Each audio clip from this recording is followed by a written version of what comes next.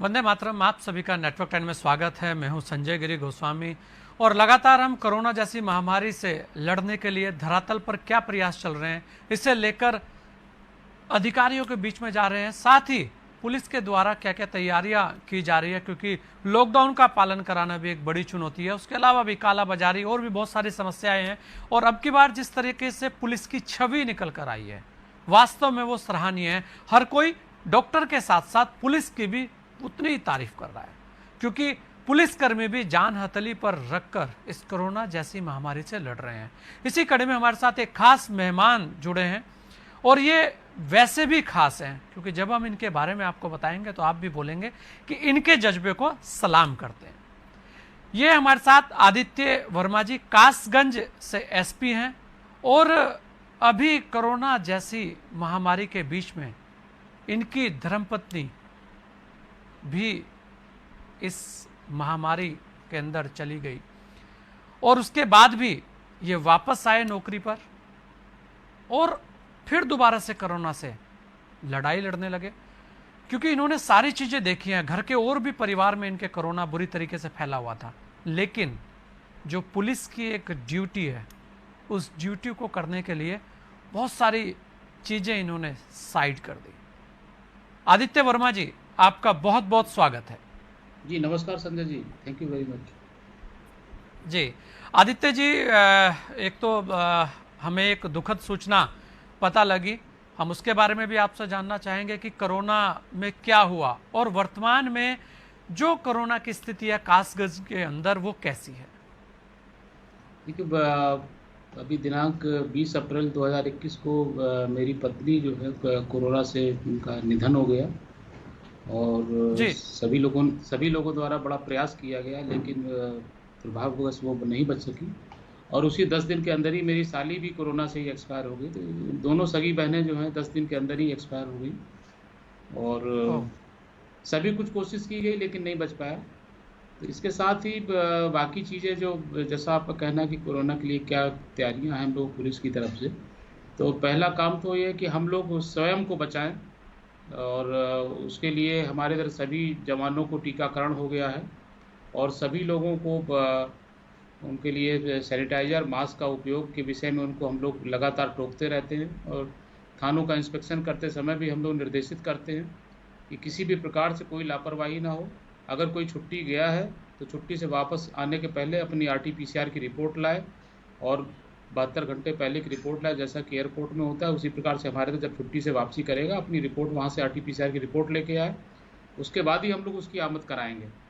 साथ में ही हम लोग जो हमारी पुलिस के हमारे जो बीट कांस्टेबल हैं, हमारे बीट इंचार्ज हैं, सब इंस्पेक्टर चौकी इंचार्ज हैं, इन सभी लोगों को भी हम लोग लगातार ब्रीफ कर रहे हैं कि अपने अपने क्षेत्र में अपने अपने हलके में गाँव में लोगों को ब्रीफ करें, क्योंकि गाँव में अभी भी लोगों में अवेयरनेस की अभी कमी दिखाई पड़ती है।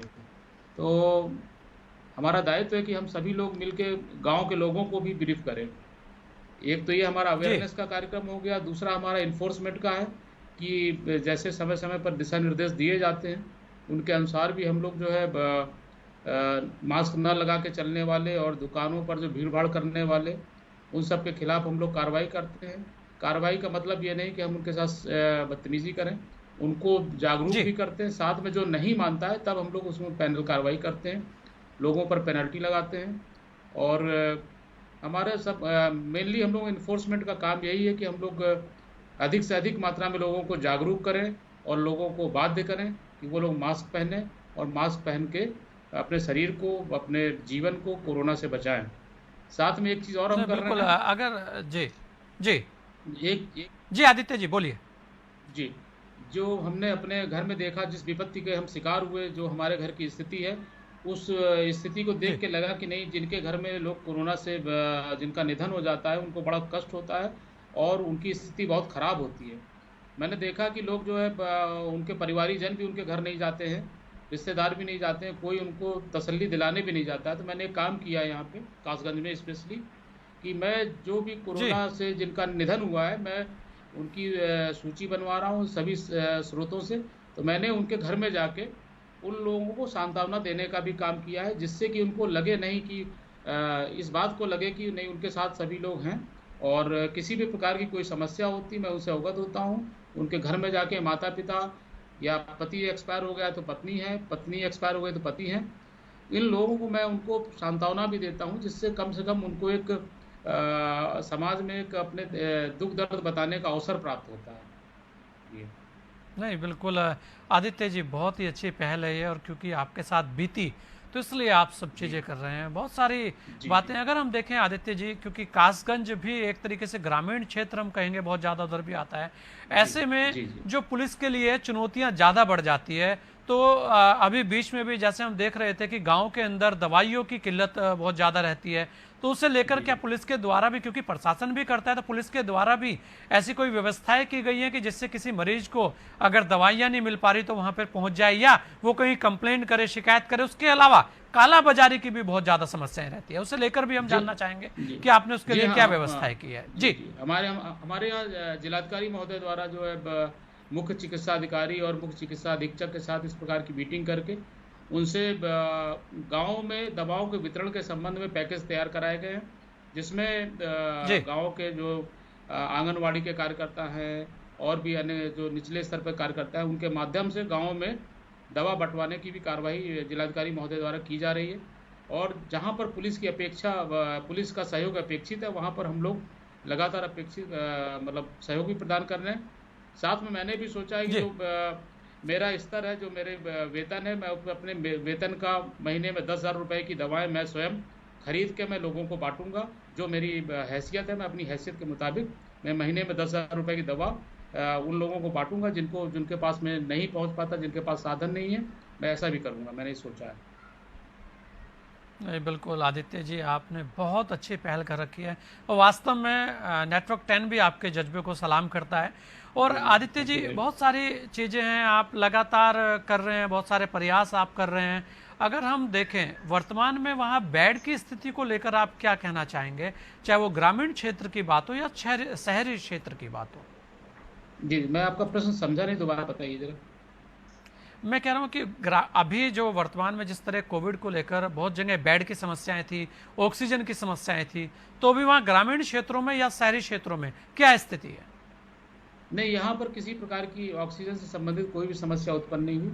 जिसको जितनी आवश्यकता हुई है, जिस चीज़ की आवश्यकता हुई है, वो सभी चीज़ें यहाँ पे उपलब्ध कराई गई हैं। किसी प्रकार का कोई अभाव यहाँ पे नहीं पाया गया है। और बाकी जी, अस्पतालों में बेड की यहाँ व्यवस्था। हाँ, बेड हमारे तो पर्याप्त प्रशासनिक व्यवस्था की गई है। कईयों अस्पतालों को अधिग्रहण किया गया जी है। जिला अस्पताल में हमारे इधर बहुत अच्छी व्यवस्था है। और जनपद कासगंज के हिसाब से समुचित और पर्याप्त व्यवस्था है हमारे यहाँ। ऑक्सीजन प्लांट्स भी लगाए जा रहे हैं, और ऑक्सीजन के संबंध में जो अन्य उपकरण हैं वो भी मंगाए जा रहे हैं, आ भी गए हैं। तो यहाँ पर इस प्रकार की कोई समस्या है नहीं है जनपद में। जी। अच्छा आदित्य जी, जिस तरीके से पुलिस के जो सिपाही हैं, हम कहेंगे कि वो लगातार कोरोना जैसी लड़ाई में एकदम फ्रंट वर्कर के तौर पर लड़ रहे हैं, तो उनके लिए क्या कोई, जैसे वो संक्रमित हो जाएं तो उनके लिए कोई अलग से अस्पताल की व्यवस्था पुलिस के द्वारा की गई है, आपके द्वारा कुछ ऐसी व्यवस्थाएं की गई हो कि भाई उनके परिवार किसी तरीके से सुरक्षित रहें। ऐसा कोई अस्पताल जो पूरे इसमें इसमें हम कहेंगे वेंटिलेटर ऑक्सीजन के साथ हो। जी संजय संजय जी, एक तो आपने अच्छा प्रश्न किया परिवार के विषय में। तो मेरा मानना ये है कि हम हैं और मेडिकल स्टाफ है और सफाई कर्मी हैं, ये लोग डायरेक्ट जो है संक्रमित लोगों के प्रभाव में आते हैं। तो इसमें हमारा ये मतलब मानना है कि हम लोगों के परिवार के सभी सदस्यों को जो है उसमें टीकाकरण किया जाए। जैसा कि अभी केवल 45 साल तक के ऊपर के लोगों की बात है, 18 साल के ऊपर वालों का केवल मेट्रोपॉलिटन सिटीज़ में है। तो छोटे जनपद जैसे कासगंज है, यहाँ पर भी हमारे परिवारीजन, जैसे हमारे परिवार में मेरा बेटा और बेटी है, और तो उन लोगों के वैक्सीनेशन का यहाँ पर भी परमिशन दी जानी चाहिए, जिससे कि सभी लोग अपने परिवार को भी सुरक्षित रख सकें, क्योंकि परिवार भी प्रायोरिटी है हमारी। और केवल वर्दी पहन के उतार के हम नहाने के बाद में सैनिटाइजर से हाथ धोने के बाद में चले जाएँ तो 100% तो कीटाणु नहीं मरेंगे, घर तक पहुँचते हैं वो। तो इसमें हमारा तो यही अनुरोध है, तो कि परिवारी जनों को भी वैक्सीनेशन किया जाए, मेडिकल स्टाफ, पुलिस स्टाफ और सफाई कर्मियों का, जो भी लोग कोरोना से संक्रमित लोगों के प्रभाव में आते हैं। साथ में जी, नहीं बिल्कुल हाँ जी जी, जी जी दूसरा बोलिए। जो आप बोल रहे थे कि संक्रमित जो हमारे अगर जवान संक्रमित हो जाते हैं तो उनके लिए क्या व्यवस्था है? तो यहाँ पर पर्याप्त व्यवस्था है। यहाँ पर सरकारी अस्पताल में हमारे लिए बेड उपलब्ध हैं, ऑक्सीजन की व्यवस्था है, सभी चीज़ें उपलब्ध हैं। अगर कोई हायर सेंटर की बात होगी तो यहाँ से हायर सेंटर भी रेफ़र किए जाने में कोई दिक्कत नहीं है। और हमें चूँकि जनपद की पॉपुलेशन भी हमारी लगभग 16-17 लाख के आसपास है, तो उस पॉपुलेशन के हिसाब से हमारे इधर व्यवस्थाएँ सफिशिएंट हैं। जी, व्यवस्थाएँ पूरी हैं, पूरा। जी, जी। अगर हम देखें आदित्य जी, कासगंज भी बड़ा क्षेत्र है और बहुत सारी चीज़ें, बहुत सारी चुनौतियाँ वहाँ आती हैं। लेकिन अभी क्योंकि जैसे कि कहा जा रहा है कि तीसरी लहर आने की संभावनाएँ हैं, ब्लैक फंगस की संभावनाएँ हैं, तो ऐसे में पुलिस क्या तैयारियाँ कर रही है? देखिए, एक तो हमें सबसे पहले तो हमें बचना है। तो हम लोग तो अपने जवानों को इस विषय में थाने-थाने जाके ब्रीफ़ कर रहे हैं। उनकी कोरोना के संबंध में तैयारियों का रिव्यू कर रहे हैं। कहीं कोई दिक्कत तो जी, नहीं है, सामान हमारा सफिशिएंट है कि नहीं, मास्क, सैनिटाइज़र लोग पहन रहे हैं कि नहीं। और इसके साथ ही हम लोग जो जाते हैं रास्ते में लोगों को रोक के, या जब हम लोग इन्फोर्समेंट करते हैं मास्क और इसके विषय में, तो लोगों से बात भी करते हैं, उनको समझाते भी हैं। जैसे मैं जहाँ जहाँ जा रहा हूँ, जहाँ शोक संतावना के लिए जा रहा हूँ, उनके घर वालों को भी मैं बताता हूँ कि मतलब जी, सॉरी कि चलिए एक व्यक्ति का तो नुकसान हो गया, लेकिन बाकी लोगों को सावधानी बरतनी पड़ेगी, तो उनको भी हम लोग ब्रीफ कर रहे हैं। हम लोगों का मल्टी प्रॉन्ग स्ट्रेटजी है कि कम से कम किसी भी तरीके से हम लोग सभी लोगों को जागरूक करें और कोई भी व्यक्ति की इस भयानक बीमारी की चपेट में ना आ सके, और उनको पर्याप्त रूप से हम लोग समय से अपना इलाज कराने के लिए प्रोत्साहित कर रहे हैं। देखा गया कि कुछ लोगों में अपना चेकअप कराने के लिए या हॉस्पिटल भर्ती करने के लिए जो है थोड़ा हेसिटेशन है, तो उसको हम लोग दूर करते हैं कि लापरवाही नहीं, आपके रहती है। जी, जी, जी। और अधिकांश केसेस में जो है, मैं चूँकि मैं तो भुक्तभोगी हूँ, तो मैं मानता यही हूँ कि अधिकांश केसेस में लापरवाही के कारण ही मृत्यु हो रही है। अगर सही समय पे आदमी सही अपना इलाज करा ले और सही जगह पहुँच जाए, तो वो बच जाएगा। ऐसी कोई बात नहीं है कि मतलब उसका नुकसान होगा। जी, ये मैंने अनुभव किया, जी। स्वयं का अनुभव है हमारा। जी, जी। जी, आदित्य जी, अभी जिस तरीके से कोरोना आया, तो कोरोना आने के बाद बहुत सारी चीज़ों के मतलब बदल गए। तो ऐसे में जो है पुलिस के सामने भी चुनौतियाँ कुछ अलग प्रकार की रही हैं। तो अभी आपको क्या लगता है कि पुलिस के सामने क्या-क्या चुनौतियाँ अभी हैं और आने वाले समय में वो किस प्रकार की चुनौतियाँ और आ सकती हैं? क्योंकि ये भी कहा जा रहा है कि अगर लॉकडाउन में ढील दी जाएगी तो लोग तादाद में बाहर निकल जाएँगे, या और भी बहुत सारी बातें हो रही हैं कि वो एक बहुत बड़ा एक कठिन समय रहेगा, और तीसरी लहर की भी बात हो रही है। तो ऐसे में कौन-कौन सी मुख्य चुनौतियाँ आपको लगती है जिनसे अभी पुलिस को पार पाना है? देखिए, कोरोना को लगभग 1 साल 2 महीने या 3 महीने हो गए हैं। तो और जी, इन्फोर्समेंट भी हमारा चल रहा है। तो हमने देखा कि अब गाँव में भी लोग जो है मास्क लगाने लगे हैं। इवन जैसे अगर छोटा बच्चा भी है, वो मास्क नहीं लगाया, पुलिस की गाड़ी देखता है तो मुँह में हाथ रख लेता है वो। तो इसका मतलब है कि हम जी, लोगों को कि जागरूकता आ गई है गाँव में, और मास्क का महत्व लोग समझने लगे हैं। और हमारे सामने यही समस्या है कि हमें अपने बचाते हुए लोगों को जागरूक करना है और लोगों को मनोबल को टूटने से बचाना है, क्योंकि जिस परिवार में कोरोना व्यक्ति संक्रमित हो जाता है, उसका परिवार का मनोबल टूट जाता है।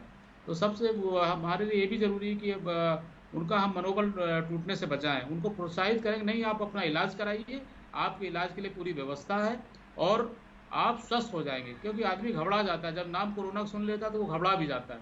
तो इस प्रकार से हम लोग उनको जी, मनोबल को बूस्टअप करते हैं। और इस यही चीज़ हमारे इधर पुलिस में भी है। पुलिस के बहुत से कर्मचारी हमारे अपना टेस्ट कराने में सकते हैं, इंजेक्शन लगाने में सकते हैं, तो उनको भी हम लोग चेक करके मोटिवेट करते हैं कि नहीं, ये आपके स्वास्थ्य के लिए इसको लगाना ज़रूरी है और इसका कोई नेगेटिव प्रभाव नहीं है।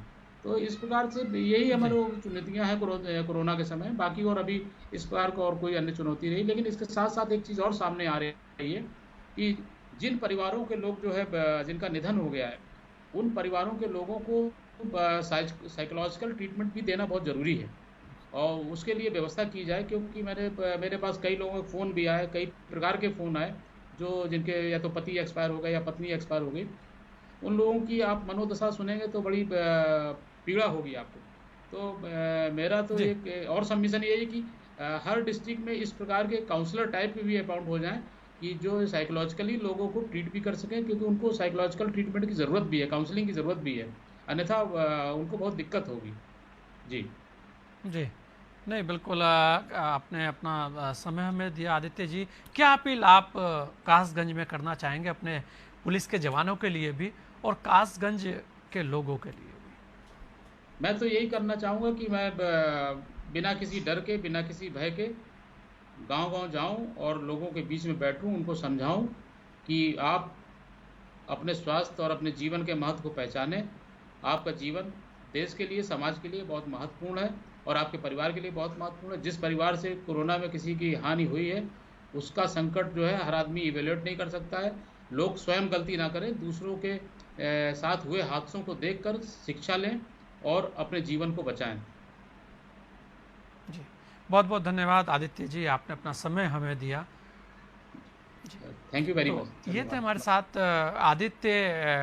आदित्य जी, आदित्य वर्मा जी, कासगंज एसपी है, और अपनी बातें इन्होंने आपके सामने रखी। और ऐसे हम कहेंगे व्यक्तित्व वाले अधिकारी, और जिसके साथ बीती और उसके बाद वो वापस चंद दिनों बाद ही अपनी ड्यूटी पर आकर फिर कोरोना से लड़ने लगे, तो ऐसे अधिकारियों के जज्बे को सलाम भी करना चाहिए। और उन्होंने भी देखिए कितनी अच्छी बात कही है कि आपका जीवन बहुत महत्वपूर्ण है, देश के लिए भी, आपके परिवार के लिए भी और आपके लिए भी। ऐसे में आप मास्क लगा कर रखिए, जो कोरोना गाइडलाइन है उसका पालन कीजिए। एक अपील इन्होंने और की, और कहीं ना कहीं सरकार को उस अपील की ओर ध्यान भी देना चाहिए कि जितने भी हमारे फ्रंट लाइन वर्कर हैं उनके परिवार वालों को भी वैक्सीन लगनी चाहिए, क्योंकि हर किसी के लिए परिवार भी बड़ा ही महत्वपूर्ण होता है। तो ऐसे में ये भी ज़रूरी है कि वैक्सीन सभी को करानी चाहिए, और वैक्सीन के रिजल्ट भी अच्छे आ रहे हैं। आप अफवाहों पर ध्यान मत दीजिए, धरातल पर वास्तविक सच्चाई क्या है उसे देखिए, समझिए। इस खास मुलाकात में इतना ही, दीजिए मुझे इजाजत। जय।